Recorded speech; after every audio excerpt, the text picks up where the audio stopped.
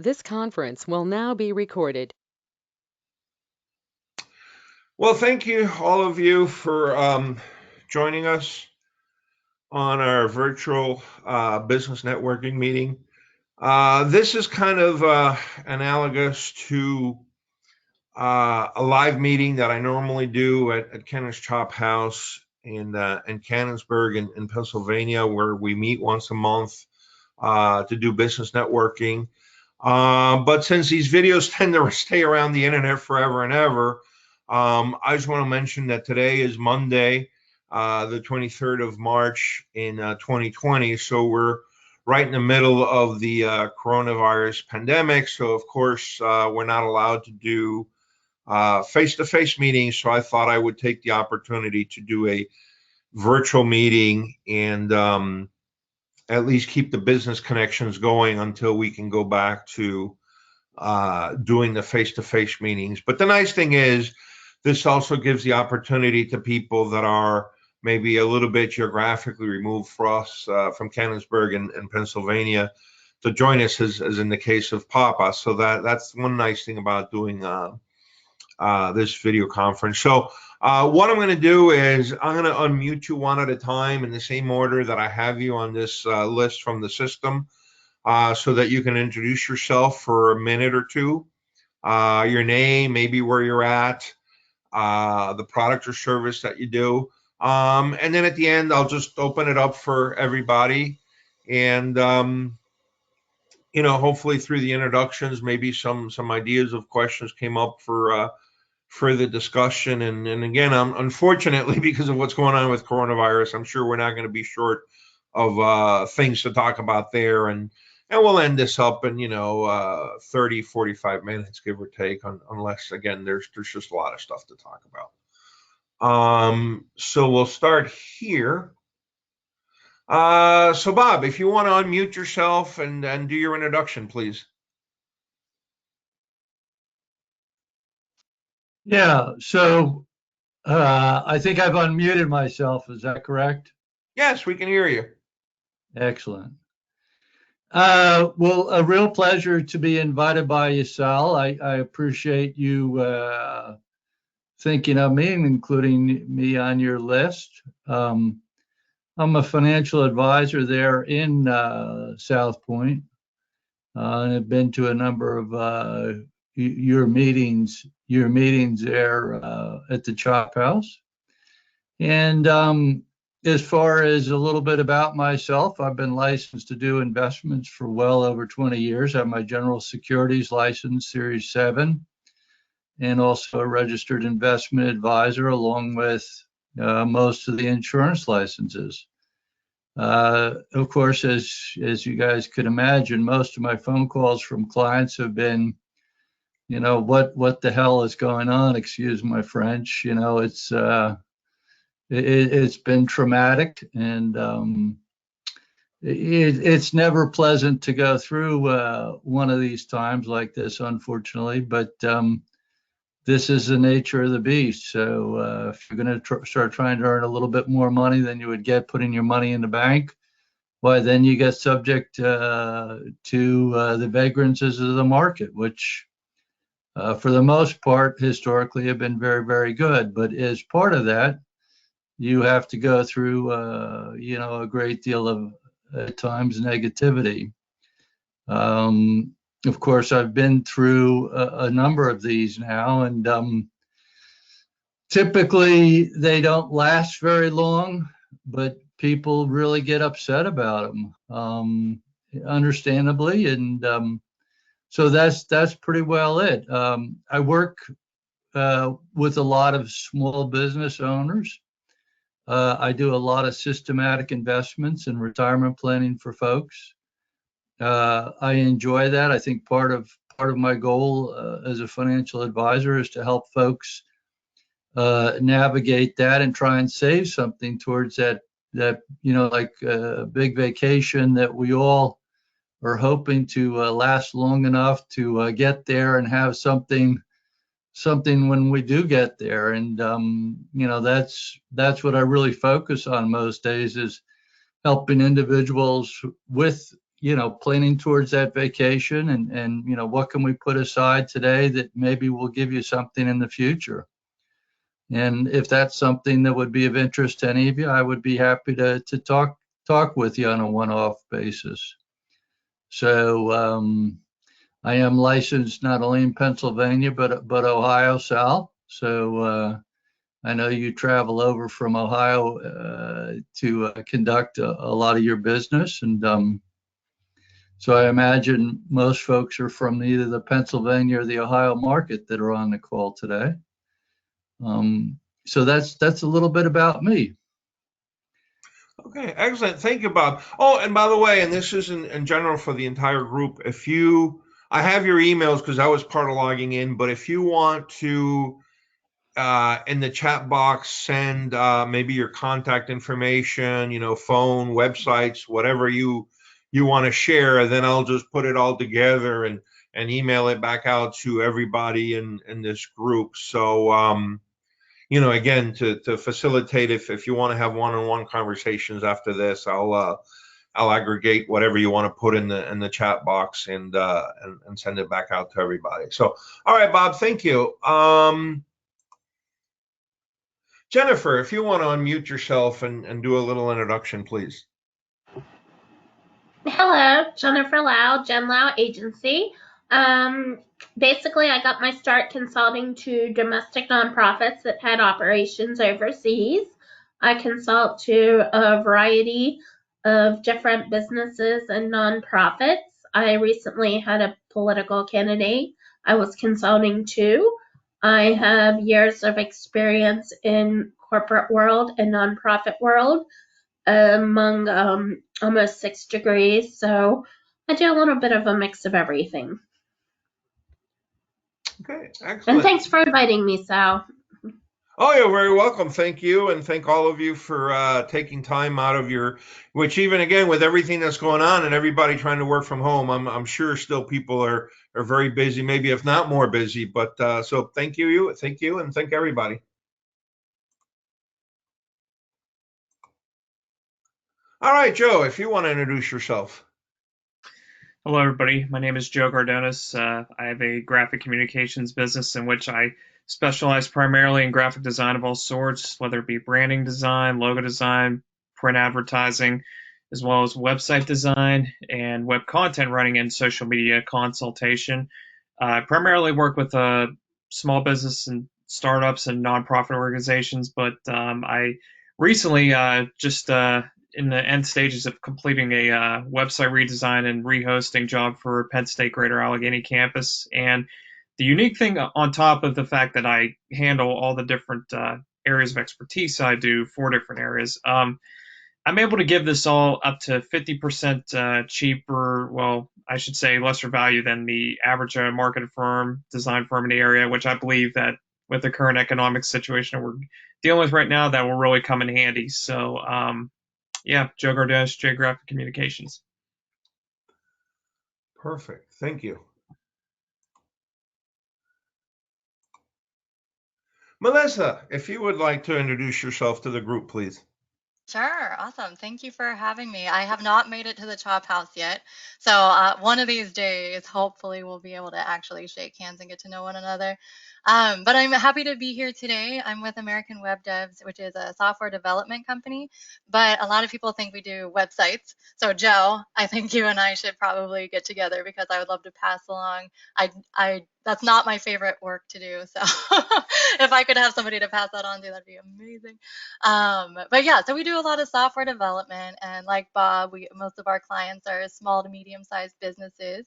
So the owners and a lot of them are not the most tech savvy, and so right now we are a little bit slower due to the coronavirus, just because all brakes are on right now as far as spending is concerned. And so we've shifted our focus right now a little bit away from software, well, as far as business development is concerned, shifting our focus away from getting new software clients and really focusing on how we can help small business owners with free tools and resources that they can use to protect their profits today. And so I was just chatting with someone earlier who has a boutique it's like a food truck but with clothes, and she doesn't have a website and she doesn't know, well, I don't have anything online except a Facebook account. What can I do? And so just putting our heads together to try to figure out, well, what can we do?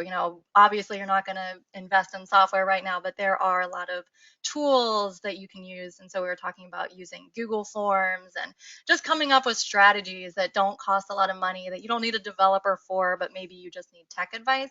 And so really our go to market right now is just how can we help small businesses succeed. I have a soft spot for our small businesses. My parents are both small business owners, as were their parents. So definitely my heart goes out to anybody who had to close their physical doors, and anything that we can do from a tech perspective, either advice or recommendations. That's really what we're here for today. All right, excellent. Thank you. Sure.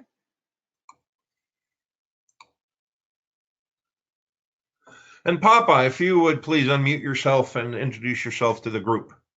Sure. Hello, everyone. Thanks for the invite, Sal. My name is Papa Njai, and currently I live in New York, but I used to live in Ohio for a while, and I'm originally from West Africa. My day job, I work for a nonprofit, a resettlement agency that resettles refugees and asylees to the U.S. And then I am also part owner of a restaurant here in Brooklyn. And I've had also interest in, I guess, brokering, to learn more about it. A lot of businesses in West Africa are looking to buy products in the US, and a lot of times, especially francophone countries, there's a barrier. So trying to see how to possibly make the connection. And then on a personal note, I have like a project that I work on from time to time. Just try to build a website where I can aggregate African startups. So that's something fun that I do on the side. So working on revamping that and putting that online. So yep, that's about it. Okay, excellent. And I think I've covered everybody except for myself. So I'll introduce myself and then open it up for a general discussion. Thanks again for everybody for joining me. So my name is Sal Acosta. I am a business broker. I help people buy and sell businesses. Traditionally, the smaller businesses, so anything between 10 and 250 employees, anything between 0 and 10 or 20 million dollars in revenue, anything with hopefully positive cash flow up to about $1 million or $2 million in positive cash flow. Typical client is somebody that started their business 10, 20, 30 years ago from scratch, and now the business is their main source of wealth that they're going to turn over and cash out and use for retirement. Um, and of course, people that are not serial entrepreneurs that haven't done this over and over, so they need some help, or the organization is not big enough to either be of interest to an investment banker or to have a CFO as an example that was an investment banker that knows how to get these transactions done. So these are typical clients for us. Obviously, it's going to be very exciting once we get out of this coronavirus period, to see who's going to be interested in selling at what price, who's going to be interested in buying at what price. So too early to tell what's going to happen in this industry in the next 90 days or something. Okay, I've unmuted from my side, everybody. Some of you have yourselves muted, which is fine. Don't forget to unmute yourself. So now that we've gone through a round of introductions, does anybody have any questions for anybody else? I have a question for you, Sal. Sure. Since you have a lot of experience with small businesses, with our restaurant here, things are kind of like rough right now in New York. So I just wanted to get your take on what are the potential ways you kind of see long-term small businesses being impacted by this? Well, long so long term things will get back to normal.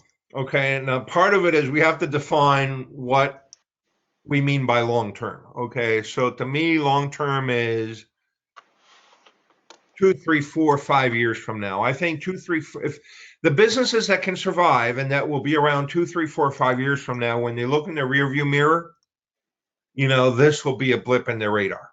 But you have to survive first to be out there for 2, 3, 4, or 5 years. Okay. Now, there's certain industries that are obviously going to be affected more than others. Restaurants is clearly one of them. Airlines is clearly another one. Anything to do with hospitality, hotels, anything like that is going to be severely impacted. The only thing that I can say, and I'm assuming you're allowed to do this in Ohio, is the obvious. Try to get as much revenue from delivery and takeout as you can. Try to leverage online marketing to drive that takeout and that delivery as much as you can. Maybe I know some restaurants around here are trying to do that, and some businesses in general, and especially in Germany, by the way. If you have a job that's 8 hours, try to split it into two groups of 4 hours and give it to two employees. So at least those two employees can collect half their paycheck, so they don't go down to an absolute zero. Again, and you might have to shift them from, I don't know, maybe waiting on the tables to again take out and delivery. But try to give them at least 4 hours a day, so you keep them engaged, so you keep them with at least a little bit of money, so that they can survive to then become, come back to be full-time employees with you when the dust settles. And maybe the last thing I'll say is the SBA and the federal government are now coming out with all sorts of grants, disaster loans, okay, to help you meet payroll, and things like that. And the interesting thing about those is you can get up to $25,000 completely unsecured, basically just for asking. And then it goes up to a couple of $1 million with collateral. We were in a webinar on that just last Friday. And be aware that you apply directly to the federal government. With SBA loans, I don't know if you're familiar, but to get an SBA loan, it's actually administered through the bank. So you go to the bank, you apply with the bank, and then the bank gets the guarantee from the SBA loan. In this case, you can get the money straight from the federal government, and you apply straight to the federal government. So I guess my only recommendation is, and I can send you some information after the fact on that, is don't be shy about asking for these loans, because they have good rates, they have good terms. I think you can get them out to like 10 years or something. So right now it's just do whatever you can to survive and let the dust settle, and hopefully things start to get better 6 months from now. I hope. I don't know if does anybody want to add to that answer or comment, or does that make sense? Well, I think that from what I'm seeing and reading out there is that this particular cycle, the federal government is very sensitive to the small businesses because they represent such a significant portion of the economy. And so, whereas in 2008, it took a long time for those small businesses to recalibrate themselves and get going better and after it. And I think this time the idea is they don't want to let that happen, which is why, historically the SBA would not loan you money directly. Correct, Al? Sal, you always had to go through a bank to get their money. Yes, these disaster loans in particular, you're absolutely right, are the exception in that you don't go to the bank, you go straight to the federal government to apply for them. Yes. And then a lot of them are grants. From what I'm reading, is that you do the loan, and if you live up to the expectation of continuing to operate your business, it'll be converted into a grant of some kind, which I think is pretty exciting. How we're all going to shake out, how the China seems to be back working, and things are opening back up in China. Italy announced that they had many less deaths this last cycle. So, it seems like if we can just figure out how to hang in there for a little while, that things will come back much quicker than we've ever experienced before. I mean, 2008 for me, was personally pretty scary. I mean, it was, people were just totally beside themselves, and I don't see that as much this time. I think people are accepting of the fact that, hey, we're going to go through these crazy business cycles. And, if we just continue to do what we've been doing, that we will survive this business cycle. So, and as far as, people selling businesses, Sal, I think it's, with the age of the population and, everything like that. I mean, I think you're in a good position to help some of those folks. I think it's, from what I'm seeing, there's another group I'm involved with that's moving down that path as well. And so I think that's a a really, really big area right now, and it'll just continue to get bigger as we go forward. Yeah, by the way, I know some of the folks on the video call are younger than us, but let me tell you, going back to what Bob said, I remember it very distinctly because it was a very hard period. I was running a factory in central New York back in 2008 when the wheels were falling off the truck, and I'm not ashamed to tell you, we were quoting work basically at cost. Kind of the same thing that I was telling Papa. I mean, we just wanted to keep the employees inside the building working. The goal at that particular time, at least for me, and I caught some heat for this from corporate, because whatever, that's their job. But I decided that I wasn't worried about making money. I wanted to keep the people inside the building so that when things turned around, they were already there. Because once they leave, whether they find a different job or retire or go on unemployment, whatever it is, it's really hard to get those skilled people to come back in. And the hiring and the training period would have been horrendous, especially with a dislocation of that magnitude like was happening in 2008. So it was just survive, keep the employees in the building, quote stuff at cost, and try to survive. And and unfortunately, I think we're back in the same mode for a couple of months here. By the way, and it's always interesting how the economists kind of set the starting point and the ending point to this thing. Okay, I will tell you my very unofficial, uneconomist perspective is that it started in the middle of 2007 and it didn't end till 2010. So, for me, it was a long period of really difficult financial times. To Bob's point, I'm hoping this time it'll be a lot quicker in and out. So we'll see. Well, I think the things that we were fighting last time were so radically different. Last time it wasn't about people's health; it was about the health of the economy. The fact that people had played games and got us into a lot of trouble. And, unfortunately, the American taxpayer had to bail everybody out, which was really kind of sad. And, it looks like that's what's going to happen again. And it's going to be I think the federal government recognizes that it's the small businesses that, are such a backbone of the economy that it's just too disruptive to have them go down. And so they have to find a way to help those folks. And, when you talk about a 10 or a $20 million business, I mean, that really is a very, very tiny tiny businesses, Sal knows. It's, so keeping those employees in place, the training, as Sal pointed out, I mean, it's really hard to get somebody, once they're trained to do a job and they're doing the job, it's hard to find that person to come back in and just, jump right into that position. I mean, it just is not an easy thing to take on. So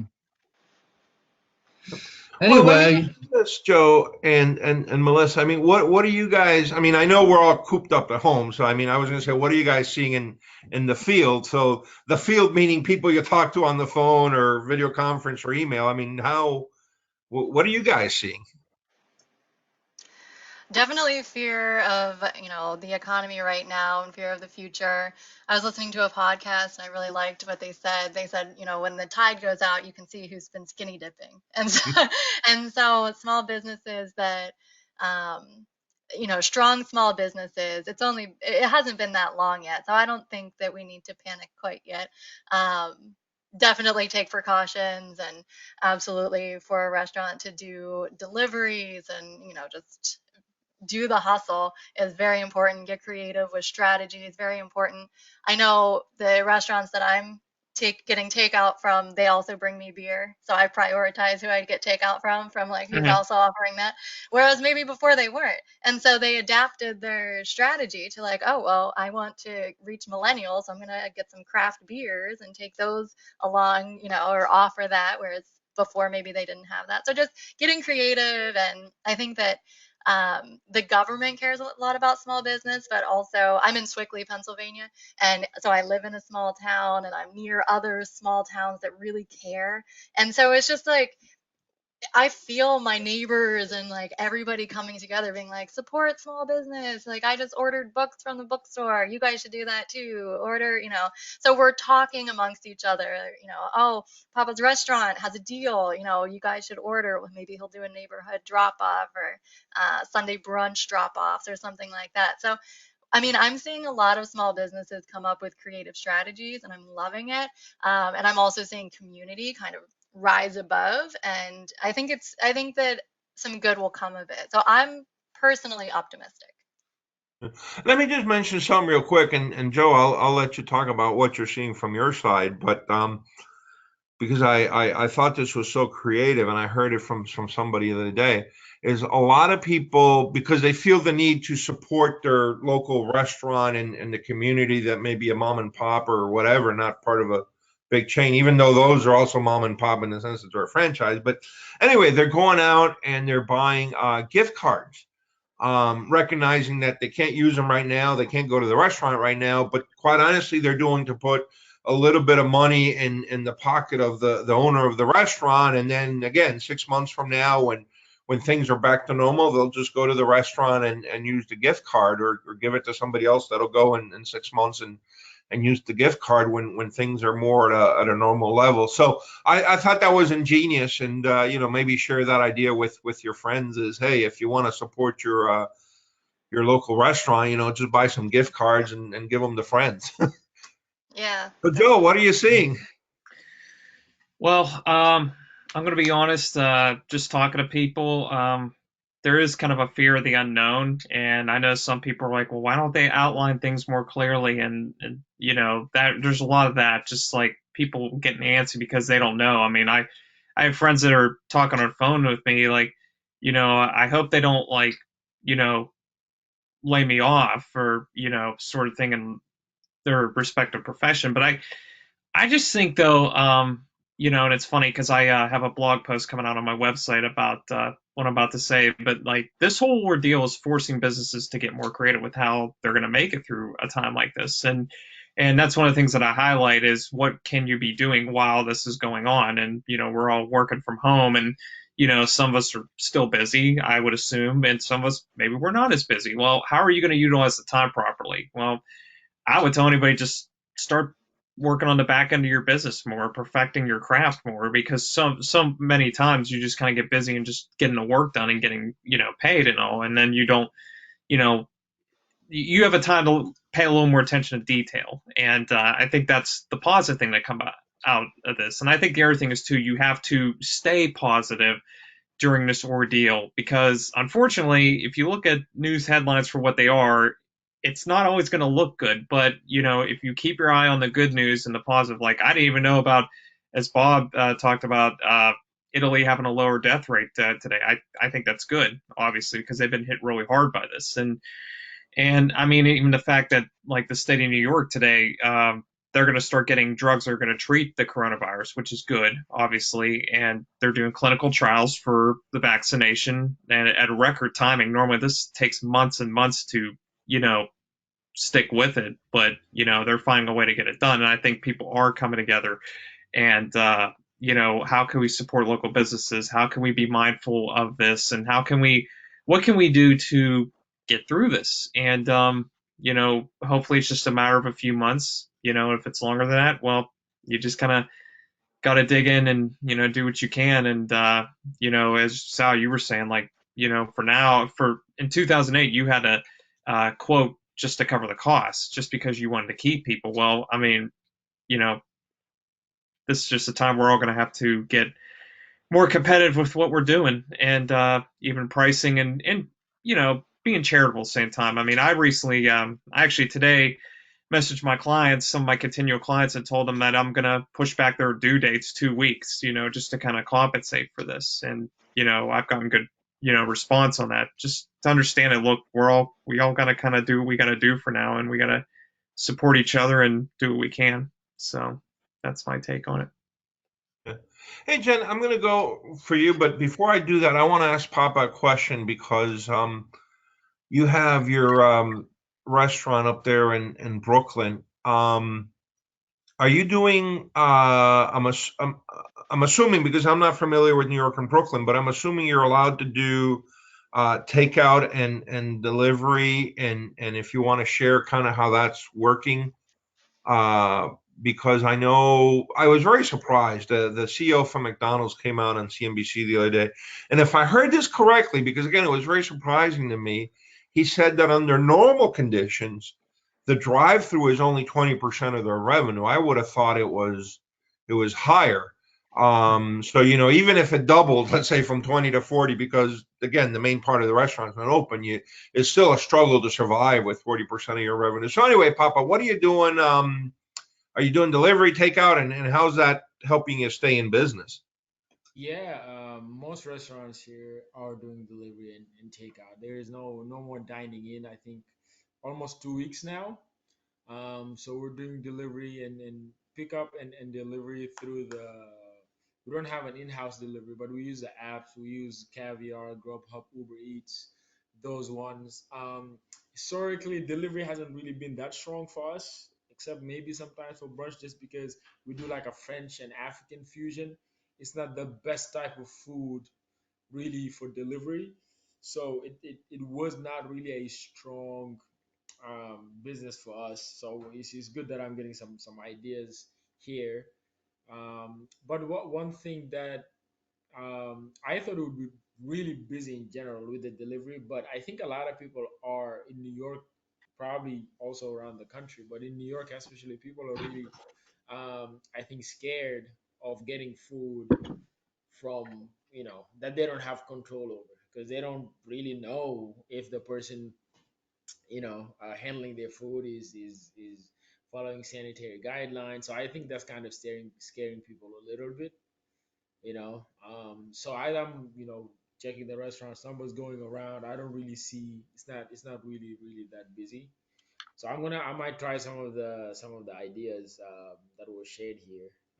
Kind of put that out on Instagram. Maybe I don't know, can of wine or something with with orders to see how that goes. Where Well, did you we get we're your gonna liquor license, by the way? Because I know you told me at one point you were working to get your liquor license. Yes, we got it. We got a wine and beer license. Excellent. Uh, yeah, where we are, the part of Brooklyn we are, I think people who live there are a little bit more affluent, very community oriented. So I'm sure there are a lot of customers who want to support small businesses, and since we open, people have been very supportive. So maybe if I implement some of these ideas, that might that might help. So definitely going to Yeah. do that. And if you haven't done it, gift cards, and maybe put some flyers on the delivery that gift cards are available. And you don't want to say maybe so specifically of, hey, put some money in our pockets and then come back 6 months from now and whatever. But I think people will get the idea of, hey, this is a way to support my local business, and 6 months from now I'll go collect a free meal when they're more on an even keel. Um, okay, Jennifer, what are you seeing from your side? I'm seeing a lot of people offering their services for free. I've met with a number of coaches. I'm working on a blog. I was a psychologist and I'm creating a blog called Sanctuary Intel with a coaching component. It's just been a project of mine. I have a lot of experience with veterans that it's kind of a hobby. It's not really a business interest, but I can monetize it.